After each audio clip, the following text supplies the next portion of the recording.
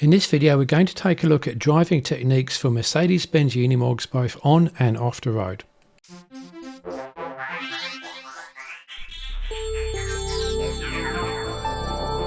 So we're sat inside which Unimog? It is a 2023 5023 Unimog. Okay, and how do we drive it? How different it is to a normal car? I actually say it's easier than my car, to be completely honest. Well, what car do you have? Let's do it. I have a Nissan Navara. Okay. So automatic. This one's got your electronic automatic controls as well. So it makes a very average four-wheel driver look like a fantastic four-wheel driver because you just point and shoot. But essentially, it's as simple as D for drive or R for reverse, and then your park brake. And if you're in automatic, that's all you need to do. If you do want to drive it in your manual mode, you can either do it as manual without a clutch or fold out the clutch and then drive it completely manually. So in extreme off-road situations, that's definitely the recommendation because then you have complete control over the brains of the system, clutch control, all of that sort of thing. Okay, I'll come on to the automated manual system in a moment. But to begin with, if somebody has never driven a truck like this before and they've only really driven a four-wheel drive ute, what are they going to notice that's different about it? I guess it won't accelerate as much, you're higher up and you can see things. What do people generally find with the differences? So definitely, I'll go to the higher up side because that's what most people think straight away is, oh my gosh, I'm so much taller.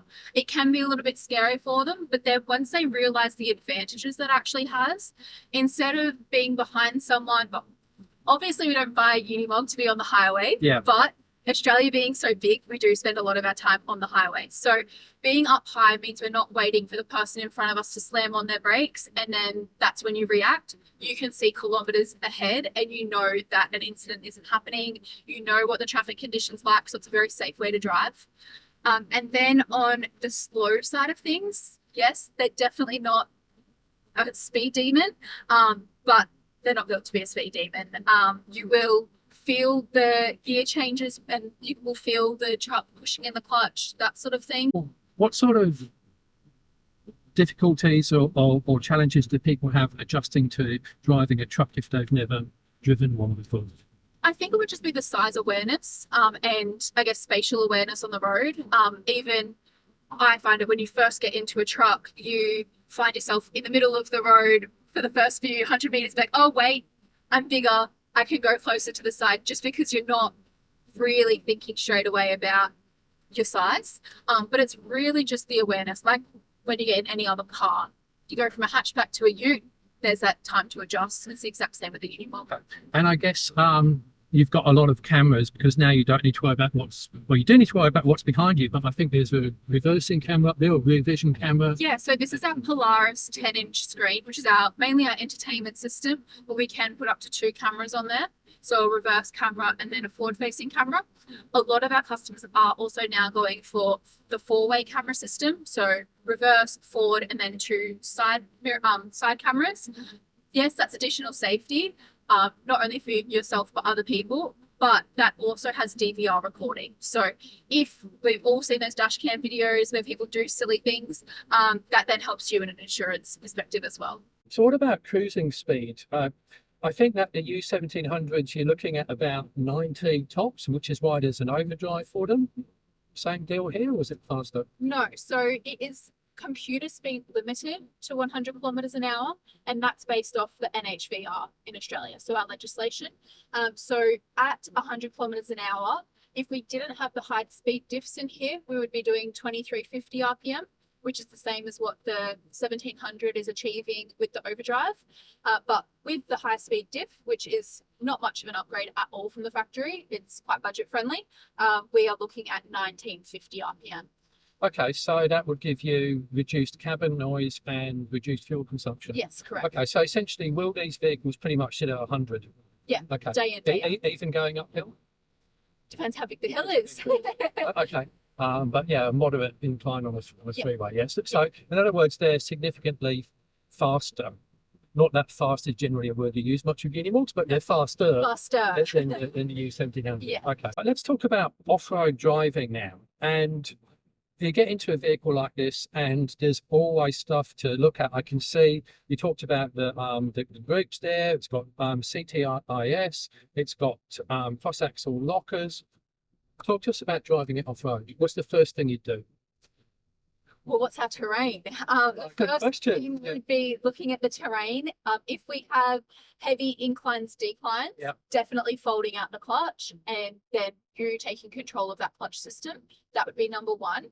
Okay, so when you fold out the clutch, then you are manually selecting gear. So Yes. if you don't do that, does the computer not get the gear changes quite right all the time? It just doesn't do it. Oh, it just doesn't do it? If the clutch is out, you're in full control. No. But if the clutch is in and you're driving off-road, then does the computer not necessarily make the right decisions? Exactly. So Right. it doesn't know, it will only detect the load that's on the drivetrain. It doesn't know that we're facing down a steep incline. And so it might push in the clutch at the wrong time and you're screaming down the hill. So you want to have complete control, knowing, no, I don't want to have much load on the drivetrain because we're going down a hill. We want to be sitting in second or third for that speed control. So that's really what it is. It's taking the computer's brain out of it because it doesn't have all of the information. Okay.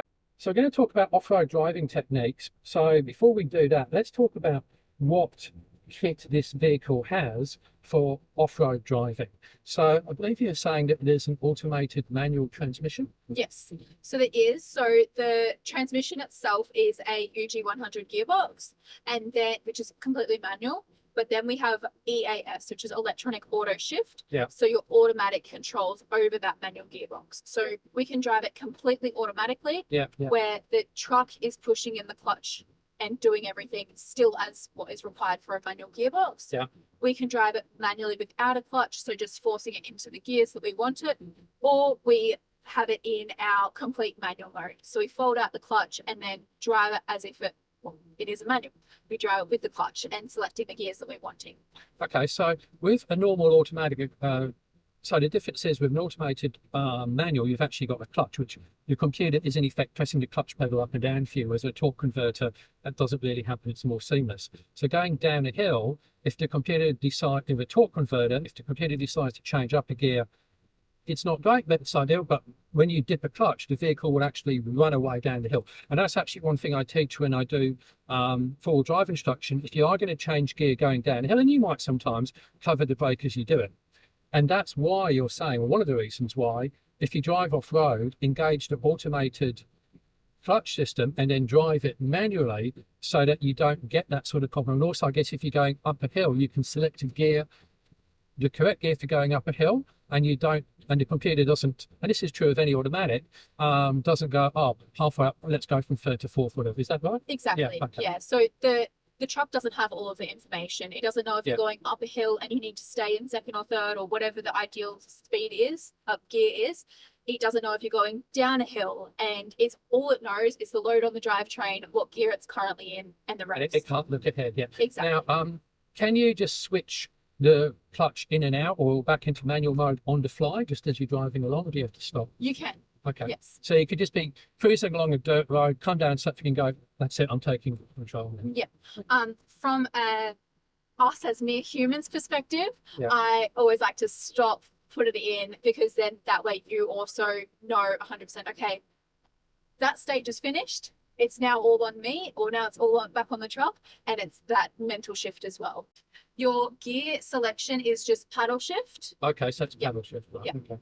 And then when you change with the paddles, do you dip the clutch at the same time? No, so that's another really good thing about the Unimog. You pre-select the gear with your paddle shift. It will have your current gear. So let's say we're in second. Yep. It will have third if we're wanting to change up, flashing on the screen. And then it will only change into third when we push the clutch in, let it out. Okay. And then it will go into third. So where that is really good is if we are going up a hill and we go, I think it's a third gear hill, but maybe we'll have to shift down to second halfway up. You can have second pre-selected there. It'll just be flashing. So you don't have to think about all of these things. When it's time to change, you just do the clutch. All right, so that's the automated manual system. Now, I think you're saying this is a part-time four-wheel drive system, so it's two-wheel drive on the road, and then there's no centre diff. It's not all-wheel drive. You can engage four-wheel drive when you're on the road. Is that right? Yes, that's correct. And then for low range. Okay, so I'll just take one step back there for a second, because we've got the four-wheel drive, and then we've also got our diff locks. So we can do four-wheel drive and diff locks on the fly. We don't have to stop. When you say diff locks, that's cross axle front and rear? Yes. Okay. Yeah, so we've got our rear diff lock and then we've got our front and rear diff lock, Right. and those are independently engaged. So we can put the rear in and then the front? Yes. Now, the U1700s, when I drove that, it was both in or both out. Yes. Correct. So on road, the Unimog's in two-wheel drive, which is that mode, then one to the right, and that means it's in four-wheel drive, then the rear locker, and then the front locker in as well. So you can't engage the front locker until the rear is engaged, and this is the process going back again, down to four-wheel drive and then two-wheel drive for on-road. So then we've got our working group. So we've got a little donkey on there because donkeys are nice and slow and get things done. Right. Essentially, that is just our lower gear ratios. Exactly like in a Land Cruiser, it's your low range rather than your high range. And the third gear in working group is equivalent to your first in standard. So it just means you've got a lot more control over the situation. How many gears does it have? So this is 8 forward, 6 reverse, and working group is all 8 and 6 as well. Okay, low range, as I know it, what do you call it? Group? Working group. Working group. So there's our donkey, looks like a mule to me, but whatever. So you press that, and then what happens in the dash? And then we just have the donkey on the screen. It's not going to come back for us. There we go. Okay, donkey. We've just got the little donkey on the screen, so that means we're in our extra low range. Okay. And presumably we've got to be stopped in the neutral for that. Yes, so for your full drive and your diff locks, you can do that on the fly, whereas working group, it's essentially another addition onto the gearbox with very small gears, so you want to make sure you're stopped. And I also say to have the park brake on, that way you know you're not rolling at all, and then you engage working group. All right, so we've got the automated manual, we've got the lockers, we've got a part-time four-wheel drive system, and we've got our working group all low range. What other tricks does it have? Central tire inflation. Yeah, I was looking at that. It's certainly the nicest feature about the Unimogs, because now you have absolutely no excuse to get bogged. Yeah. You can't be too lazy, because you have to be really, really lazy if you're just not pressing a button. Yeah. It just means that no matter what situation, if you're already at Fraser Island as an example, Yep. and you're going to go in softer sands and Nimbala rocks, you don't have to stop driving, you don't have to get out, you don't have to check tire pressures. It's all on the system. Fantastic. Now, what sort of pressures do Unimogs typically run on road and then off road? Yep. So all comes down to load, obviously, but typically between about 65 to 70 on road. Yep. A bit more if we're heavier, but that's like a typical setup. Then off road, once again, what sort of terrain, how loaded are we? Let's say sand. Yeah. Yeah. On Fraser Island, Yeah. down our normal, the highways of Fraser Island. Yeah. So on the east coast, you'd be sitting at about 35 psi. Somewhere softer, like Nimbala Rocks, you'd be sitting at probably 18 to 25. Okay, so that's interesting. That's probably about the same percentages as it would be a four-wheel drive, because you said about 35, which is probably about half-ish road, and that's typically what we do for four-wheel drive. So my rule of percentages rather than absolute seems to work for Unimogs as well. Yeah, definitely.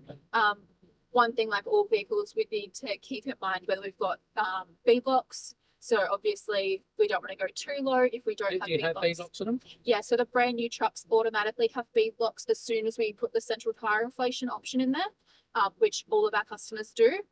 It's more so the older Unimogs that they don't have B blocks, but then sometimes they'll upgrade to the Hutchinson B block rims.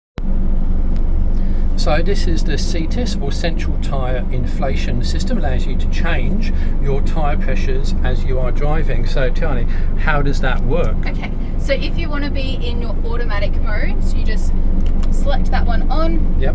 You'd press either up or down to get the screen onto Let's have a look the at right screen. page. Okay, so those buttons would then allow you to select that, or you could just use... And so you just select which one you want, and then you press across to the right, and then that will start increasing or decreasing the tire pressures. All right, so that's your sort of preset ones. I Yep. think one way to do it that way, or Yep. with your buttons there. Yep. Yes. Okay. So we can see here it's aiming for 3.6 bar in the front or 5.6 bar in the rear. Yep. Depending if you're a bar or PSI person, we can change that so it can show either one. Lovely. And then from there, if you were let's say, for example, you're on Fraser Island and you know that you're going to be you want to be at 35 psi the whole time, and you know specifically that's what you want to be at, you can then change out and go back into a manual modes. Yep. And then you can select which tire pressures you want, and you can change the front and the rear independently. So right now I'm decreasing the rear tire pressure, or I can select both of them and decrease both at the same time, or just the front. Okay. So you've got a lot of controls there. All right, so you've got presets and you've got full control, and you can take it down to 0 pretty much. Pretty much. Okay. Yeah. And could you also use, let's say you got a slow leak, would it just start feeding air in that and just trying to keep you alive? Yeah, so Okay. it's going to tell you if you've got a small leak as well. Yeah. If that leak is small enough that the air system can keep up with it, it means that you're not going to run out of air in there, and it will buy you a bit more time before you need to change a tyre. But yeah, it will let you know all of that as well. Eat your heart out, you 1700 owners. Yes. Okay, what does this one do? So that one is your idle revs, so being able to change those. In a typical situation, it would just be, so now I press here and I can,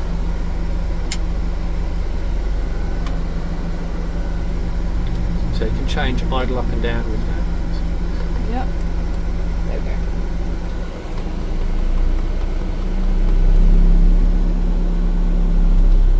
So yeah, in a typical situation, if you've got a hydraulic implement, then you can change the idle revs for that.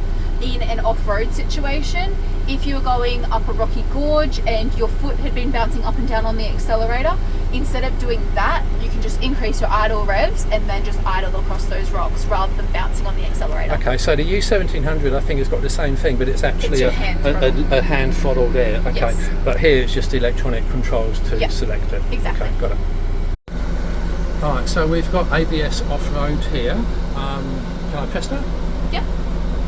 Okay, so presumably if I press that, something happens there. Yep, so you've just got, yeah, it's got that green it's light gone there.